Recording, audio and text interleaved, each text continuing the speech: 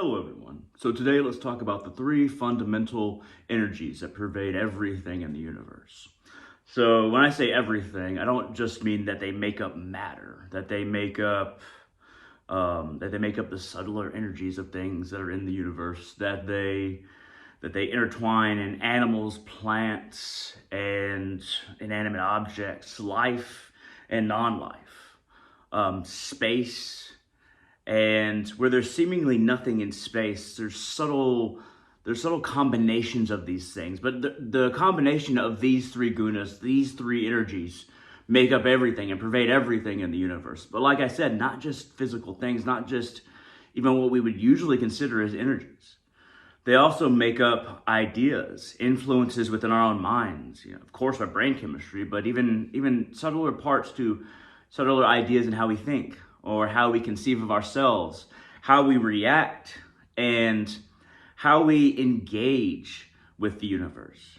The parts of ourself that go deeper into kind of a subtler energy within ourselves, but also a subtler energy of ideas, not just the physical, but even subtler nature of ideas and kind of influence. But all of these three energies, these gunas,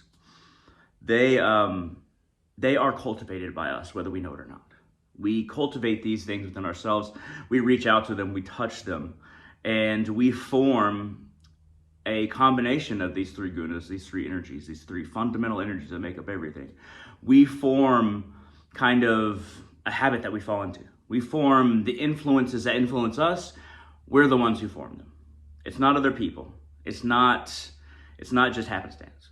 It's former lives. It's former actions in this life. It's former thoughts. It's former reactions.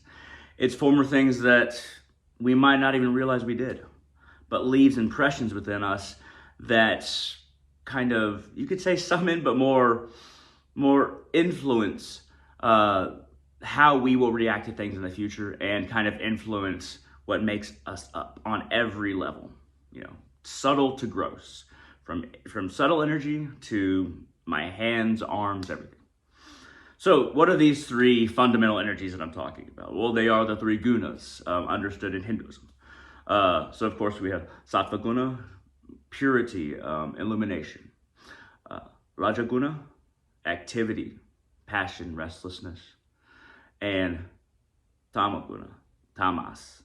So tamas is darkness, inertia, fear, ignorance. It's called tama guna or tamas, kind of interchangeable. So these three gunas are kind of what the intertwining of these make up everything. And usually, if we're thinking of like duality or like good and evil, we would think Sattva guna, great, Raja guna, worse, Tama guna, tamas, even worse, worst. But it doesn't quite work that way. While Raja and Tamas or Tama guna, while they are both more negative than Sattva, there needs to be an intertwining of these three energies for things to exist, for life to be as it is, for life to proliferate, to spread out, to replicate, and for things to even gather energy and inertia. So let's go into more detail. So Sattva guna, purity, illumination. Usually it might be helpful to describe these and how they manifest in human beings. So somebody who's very sattvic, they're not super attached to, they're not attached to, and they'll still be rajasic to a certain degree and tamasic to a certain degree, at least the vast majority of people who are even sattvic. Not attached, not easily angered, not easily become emotional, humble, not really thinking about themselves that much. They think about themselves less than they think about others or ideas, or reaching out with their minds, or just contemplating things, figuring everything out, trying to look for solutions to things rather than dwelling on the negativity of how things are, looking for solutions. And they're not usually attracted to materialistic vices. They're not super sexual or sexually driven or sexually identified. Sexual orientation or sex in general isn't something that really drives them that much. They're looking for solutions to things. They are contemplating the subtle aspects to life, things that you would traditionally consider as good. thinking about gods, spirits, how to better themselves and how to help people around them. Even their when they rest. A lot of the time people might think, oh, I'm very tired. Rather than thinking, I'm very tired, they might think, oh, that was good work today. What can I do? What can I do tomorrow? Or what do I have to do tomorrow? How do I organize that within my mind? And they might think something like, I wonder how other people's workday was. And now's the time to rest. And, life is pretty good. It's not that bad. But they won't negatively think, oh, I'm tired, or like just sigh all the time and constantly be, even if they are physically tired, they won't dwell upon it. They won't kind of force it into their mind's eye, their thoughts, or talk about it very much. Just something very basic like that can tell us a lot about a sattvic kind of person. And it'll become more apparent as we continue kind of how grosser things get, how more materialistic things get. So if we're going into Rajaguna, Rajas, then it's somebody who's very, very active. They want to do stuff, but they're very much it's often, and once again, I'm kind of like stereotyping each of these, but they're all kind of interwoven. You want to be more sattvic and less rajasic and much less tamasic. Yes, but there's an element, at least a little bit of element of all these in everyone. A rajasic person might think about sex a lot, very passionate, very emotional, not as subtle as a sattvic person, very much tied to their emotions, to their passion. Will think about things like masculinity or being above people, very much more tied to pride. And how much they might think, if you're very rajasic, think how much better they are than everybody else, or how they might compare themselves mentally to people a lot, and they might get insecure if the comparison mentally doesn't really kind of work out in their favor. They might be, and then it'll make their minds more restless. They'll be like, I'm not as good, I gotta be better. I definitely gotta be better than them, because I know that deep down I can do it better than them. This can be useful in a lot of situations.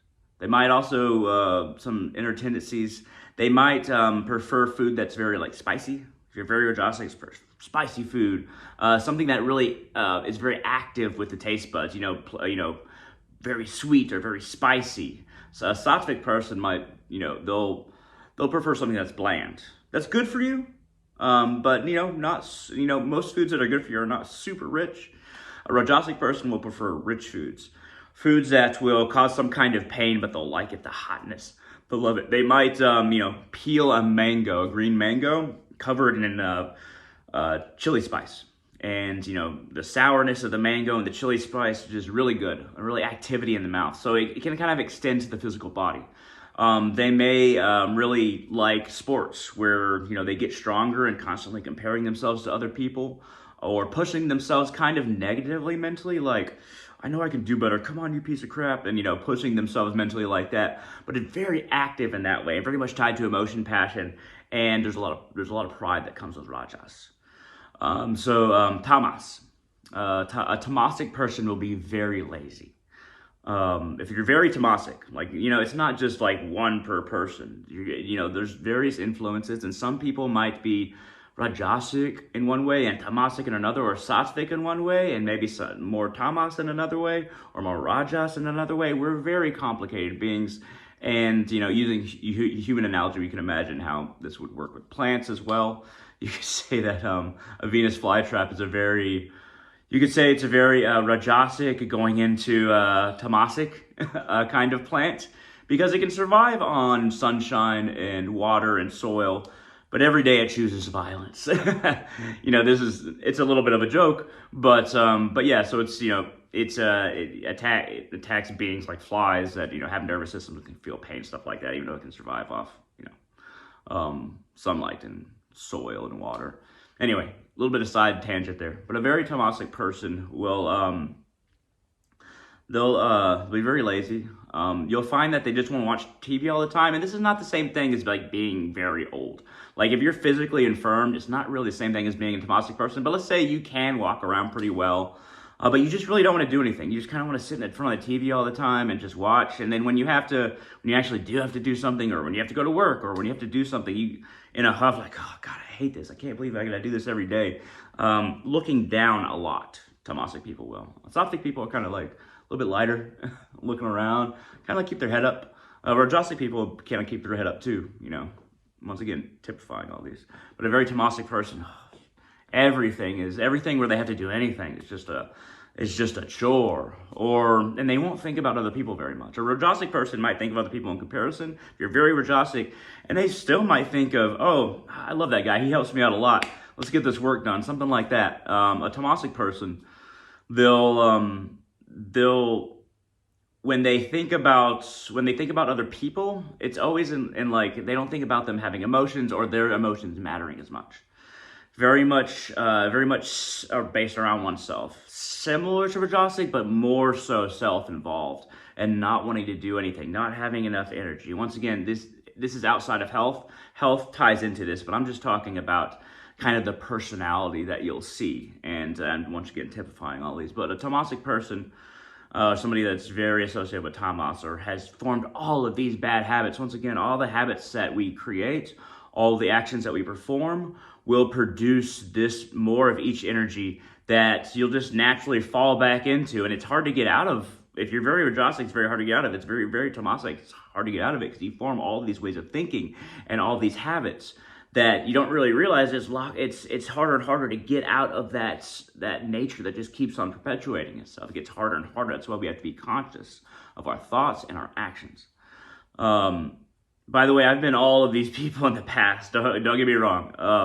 I'm not saying that I'm like a super Sattvic person. I think that I'm more Sattvic than the others, but I mean, I have Tamasic. I get lazy sometimes, and I get Rajasic, where I like spicy foods, for instance, just examples. But a Tamasic person will also, they'll be very fearful, very much afraid of death, very much afraid of, bringing a knife to a gunfight, where they might be obsessed with weapons and stuff because they're very much afraid of dying, very much afraid of, they might only eat healthy foods because they have to, and they'll complain about it the whole time. They'll be like, oh, well, I want to live, so I guess I'll eat these healthy foods. They will usually not understand or connect their actions to what happens in their lives. They won't see the line between what they have done and where they are. And because there's that darkness, there's that ignorance. They don't really see the conclusion that has happened and how they've created their situation, or even their thoughts, or why they're sad on the inside, thinking all these negative thoughts. They won't draw a line to that. They also, if they become mad, they might escalate very, very quickly. And that's where Rajas comes in. They might, that anger and that darkness and that ignorance and that fear might kind of combine to bring in a lot of Rajas and get very active and be very, very expressive when they're mad and just throw everything at you, every kind of insult that they can to try to hurt you. That's a little bit more Tamasic than Rajasic, but Rajasic people might do that. But once again, Tamas is kind of bringing in Rajas to be very active. Once the ignorance and fear is so vibrant, it brings in Rajas to be very active in insulting you or attacking you. Everything in the world for a very Tamasic person is flipped on its head. Might makes right. Everyone else is just out for themselves, so they should be too. That's still a little bit of Rajas coming in there, but a very Tamasic person would be that in spades, like very intensely that. They will also tend to not have very good relationships. If you're very Tamasic, you're not going to have a good relationship with your friends, family. If you're very Rajasic, your family might think that you're a very busybody and always want to do stuff, and sometimes and they'll see you as very prideful, and then see you because they'll know, like, based on based on how you behave, based on how your speech goes. But if you're very Rajasic, you'll be seen as very prideful. If you're very Tamasic, your family and friends might not like you at all. You might not have any friends. But once again, every one of these gunas can bring in another guna when something happens, like a Rajasic person. If you're very Rajasic, it might bring in Sattvic a little bit when, let's say you work for a charity where you still make money, but you're working for a charity. And the more work that you do, or perhaps you're just a nice guy at work. Let's say you work at a grocery store or Walmart or Home Depot, and you're very active and really trying to do your job, and you end up really being really nice to people because you're very active. You want to help them out. That's bringing in Sattva.